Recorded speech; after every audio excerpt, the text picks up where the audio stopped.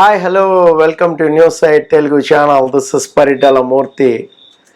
Third week nominations అనేవి చాలా అంటే చాలా చెత్తగా ఉన్నాయి. వాళ్ళు ఎలాగైతే చెత్త పోసుకున్నారో అలాగే ఉన్నాయి.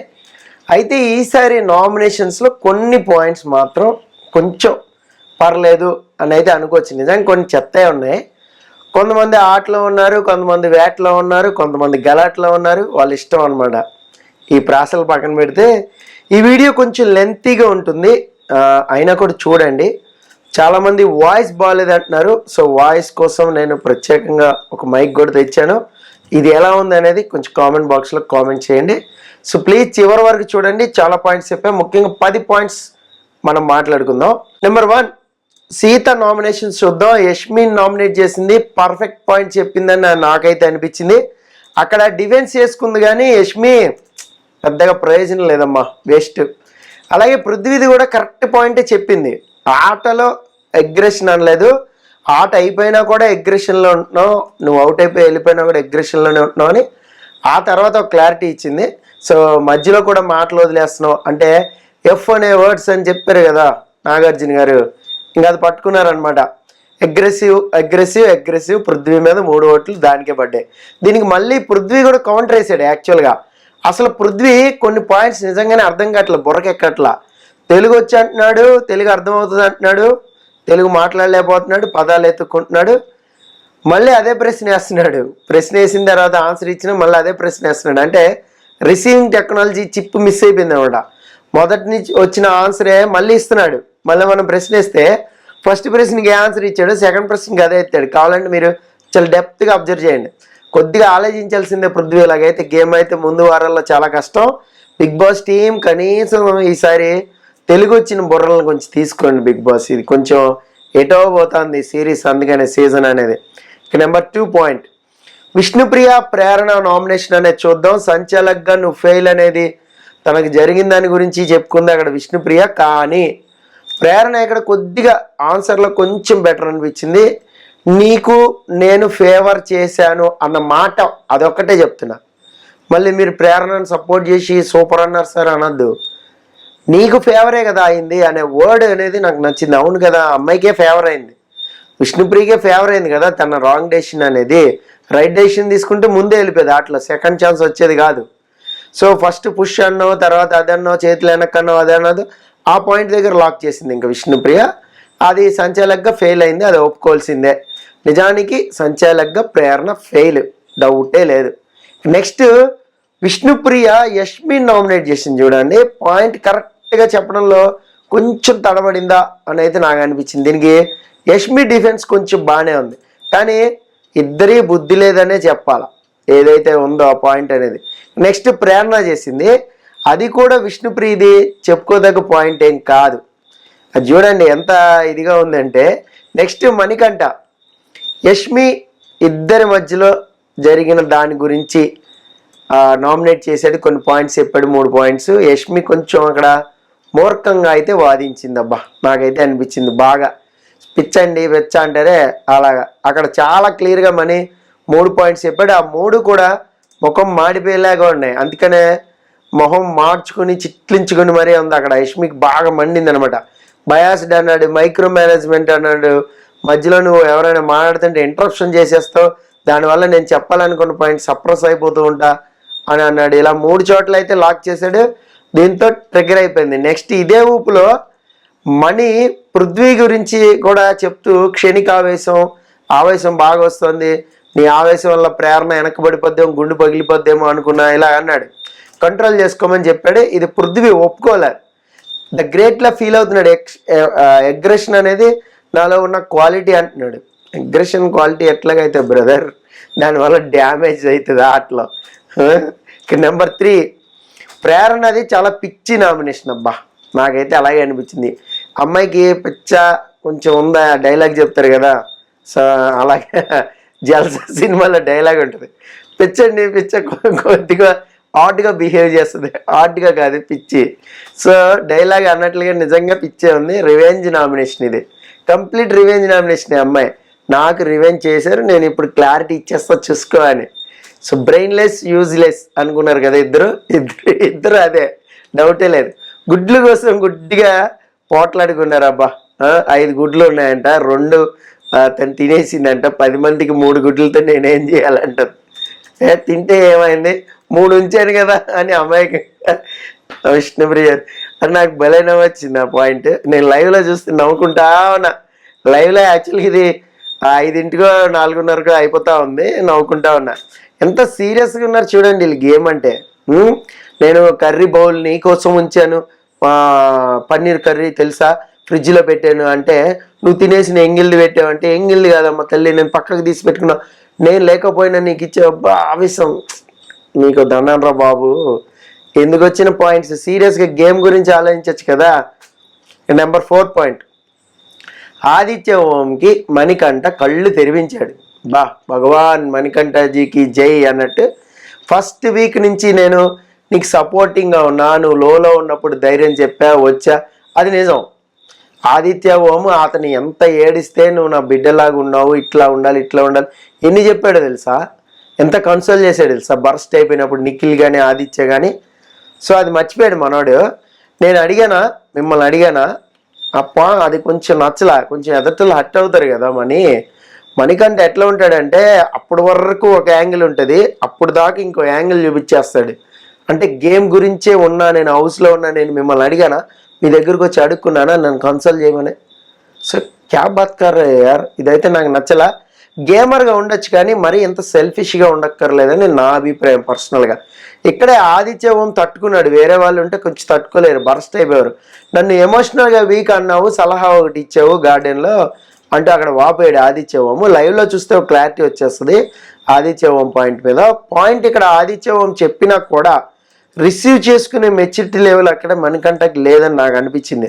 అందుకే కొద్దిగా సెల్ఫిష్గా మాట్లాడాడు అక్కడ.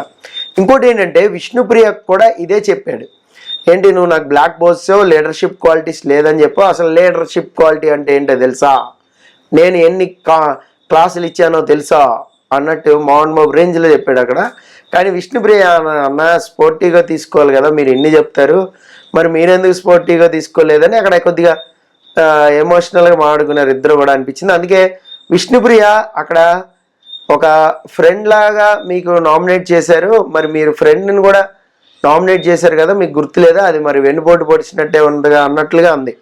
వెన్నుపోటు అనే మాట అనలేదు కానీ మరి ఫ్రెండ్స్కే మీరు చేశారు కదా అని అది ఆదిత్యకి అయితే సాలిడ్ తగిలింది ఆ పాయింట్. ఇక అది కళ్ళు తెరిపించారనమాట ఇద్దరు. ఆశిస్తున్నా ఇంకా గేమ్లోకి వస్తాడు మరి కనీసం ఇదైనా అని, బట్ లాంగ్వేజ్ ప్రాబ్లం వల్ల రాలేకపోతున్నాడు ఆయన. నెంబర్ 5 పాయింట్, నైనిక సోనియాకి స్ట్రెంగ్త్ లేదు, అదే నీలో ఉన్న వ్యర్థం, బయటికి వెళ్ళిపో అంది. పర్ఫెక్ట్ పాయింట్ చెప్పింది నైనిక, సూపర్ అమ్మ. నిజానికి ఇద్దరిని కంపేర్ చేస్తే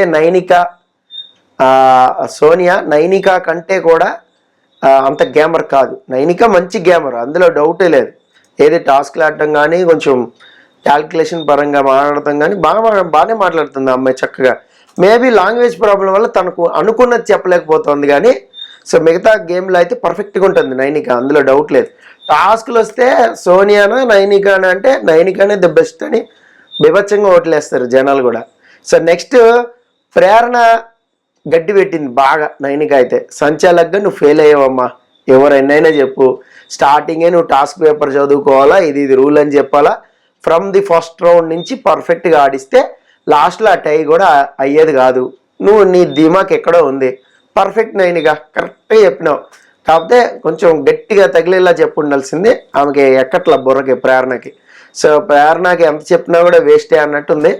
నాగార్జున గారు చెప్తే తప్ప, అంటే శంఖంలో పోస్తేనే తీర్థం అవుతుంది అన్నట్టు తప్ప నాగార్జున గారు చెప్తేనే వింటుందేమో మేబీ బహుశా. Number 6 point, Yashmi nominations. ఇది అన్నిటికంటే హైలైట్ అబ్బా. మణికంఠని మోసం చేసేవు, నన్ను ఒక ఫ్రెండ్గా అన్నో అదన్నో ఇదన్నో తనకి తనే రాసేసుకో సాంబా అన్నట్టు చెప్పేస్తుంది. తను కదా గేమ్లో అన్ని కోణాలు చూపించింది, బయాస్డ్గా లేనని చెప్తుంది. బయాస్డ్గా ఉందిగా, ప్రేరణని సేవ్ చేసి విష్ణుప్రియని నామినేట్ చేసిందిగా, 2-3 సార్లు ప్రేరణని సేవ్ చేసిందిగా. ఏది ఫస్ట్గా చీఫ్గా ఉన్నప్పుడు పరిగెత్తుకుంటూ వచ్చి మరి మీ చీఫ్లు ఎందుకు రాలేదు అని ఒక లాజిక్ మాట్లాడింది అక్కడ. ఇక పృథ్వీని కదా చేయాలి అని అక్కడ యాక్చువల్గా నబీల్ ఈ పాయింట్ చెప్పాడు, అది మనం నబీల్ నామినేషన్ అప్పుడు మాట్లాడుకుందాం. సో అది మణికంఠ మాత్రం కొంచెం ఎదిరించలేక యష్మి కొంచెం తింగరగా అయితే మాట్లాడింది, అందులో డౌట్ లేదు. ఏదో సమాధానాలు చెప్పేసింది, అదే కరెక్ట్ అనే డెసిషన్ అయిపోతుంది, అదే కరెక్ట్ కదా అని. అలాగే మధ్యలో దొరికిపోయింది కూడా. కానీ ఇక్కడ యష్మిని మణికంఠ అయితే సంచాలక్గా ఫెయిల్ అన్న పాయింట్ అయితే తీసుకెళ్ళాలి పాపం. సంచాలక్గా నువ్వు ఫెయిల్, నీరెస్ట్ దాన్ని నువ్వు క్యాలిక్యులేట్ చేయలేకపోయావు, నాగార్జున గారు కూడా చెప్పారు. ఆ పాయింట్ తేకుండా 3 పాయింట్లు చెప్పాడు, మంచిగానే లాక్ చేశాడు. అది కూడా తెచ్చి ఉంటే శాంతం పోయేది, బిస్కెట్ అయిపోయేది అన్నట్టు ఉండేది. ముందే చెప్తున్నా, ఇది ఎనాలిసిస్, ఎవరో ఏం మాట్లాడుకున్నారు, ఇలా అన్నారు అలా అన్నారు ఇదంతా చెప్పట్లా బ్రదర్స్. నెంబర్ 7 పాయింట్, ఇది హైలైట్. నబీల్ సూపర్ యాట్సాప్, యష్మికి ఇచ్చి పారేశాడు. అలాగే ప్రేరణకు కూడా గోప గుయ్యి అనేలా చెప్పాడు, I can make more noise అని ఎన్టీఆర్ డైలాగ్ రెచ్చిపోయి మరీ చెప్పాడు. బా సూపర్ భయ్యా, మీరు అరిస్తే రైట్ అయిపోతారా, నేను కూడా అరిస్తా అని ఈ డైలాగ్ బాగా ప్రిపేర్ అయినట్టున్నాడు. మేబీ నామినేషన్స్ అప్పుడు వాడేద్దాం డైలాగ్ అని 2 సార్లు చెప్పాడు చూడండి, చాలా కసిగా. ఇక నెక్స్ట్ చెప్పిన పాయింట్స్ కూడా బాగానే ఉన్నాయి. సో అంటే అరిచాడని కాదు, కొంచెం ఆహా ఊహు అని కొంచెం అది తగ్గించి ఉంటే బాగుండేది. బట్ ఓకే, నామినేషన్స్ కదా నడిచిపోద్ది. పాయింట్స్ అయితే బాగానే చెప్పాడు. యష్మికి అయితే బాగా ఇచ్చాడు. లైన్ క్రాస్ చేసి వచ్చావు ఆడుతుంటే మధ్యలో, నువ్వు ఎందుకు అంత రావాలి, మా వాళ్ళు వచ్చారా, మా వాళ్ళు అసలు రాలేదని, మీ వాళ్ళు కూడా వచ్చారంటది. అరే వాళ్ళు సైలెంట్గా వచ్చినారు పోయి, వాళ్ళు రాలేదని ఈయన ఫీల్ అయ్యాడు నబీలు. నా గురించి ఒక్కరు కూడా రాలేదు, ఆదిత్య బొమ్మ అన్న వచ్చి వాదర్చిండు, మిగతా వాళ్ళంతా పోయారు అని అదే కదా ఫీల్ అయింది ఆయన. అసలు నువ్వు చీఫ్గా ఫెయిల్ అయ్యావు అన్నాడు. దీనికి ఆమె వితండవాదం చేసింది కానీ వేస్ట్ యష్మి. నబీల్ పర్ఫెక్ట్గా చెప్పాడు. అలాగే ప్రేరణ సంచాలక్గా రాంగ్ డెసిషన్ అన్నాడు. ఈ పాయింట్స్ అయితే నబీల్ పాయింట్స్ అయితే ఈసారి నాకు పర్ఫెక్ట్గా అనిపించాయి, కొద్దిగా గొప్ప. ఇక నెంబర్ 8, పృథ్వీ చాలా సేఫ్ గేమ్ ఆడాడు, రివెంజ్ నామినేషన్ చేశాడు. రివెంజ్ నామినేషన్ చేస్తే సీత గట్టిగా ఇచ్చింది. అలాగే నైనికని లాస్ట్ టైం మీకు గుర్తుందో లేదో మంచిగా లాక్ చేసాడు, అందరూ కూడా మెచ్చుకున్నారు. మళ్ళీ పాయింట్ లాక్ చేసి వాళ్ళతోనే 3 ఉన్నప్పుడు పని చేస్తాం, 3 లేనప్పుడు పని చేయట్లేదని భలే లాక్ చేసావు అని ఎప్పుడైతే మెచ్చుకున్నారో సోనియా అండ్ నిఖిల్ వీళ్ళంతా కూడా, దెబ్బగా మళ్ళీ నైనికనే ఎంచుకున్నాడు చూడండి, లాక్ చేసేద్దామని. అనుకున్నట్టుగానే చాలా ఈజీగా లాక్ చేయగలిగాడు. కానీ పృథ్వీ మాత్రం ఎంత సేఫ్ గేమ్ ఆడుతున్నాడని ఆడియన్స్కి అర్థమైపోతుంది, అందులో డౌటే లేదు, తనకే అర్థం కావట్లేదు. నెంబర్ 9 పాయింట్, ఇది సూపర్ పాయింట్. సోనియా కూడా ఆల్మోస్ట్ రివెంజ్ నామినేషన్ వేసింది నైనికాని. నిజానికి తను యాక్చువల్గా విష్ణుప్రియని నామినేట్ చేస్తుందని నేను అనుకున్నా, బట్ చేయాల్సింది కూడా కానీ చేయలా. లాస్ట్ వీక్ వీడియో దెబ్బకి కొంచెం టర్న్ ఇటు తిప్పింది. సో ఎలాగో నైనిక మనకి వేసింది కదా, ఇచ్చుకుంటేని వాయనం పుచ్చుకుంటేని వాయనం అయిపోద్ది అని. సో నైనికాని ఈజీగా టార్గెట్ చేసింది. అలాగే యష్మిని నిలదీసింది. అబ్బా ఇక్కడ యష్మితో ఒక వాగ్వాదం జరిగింది.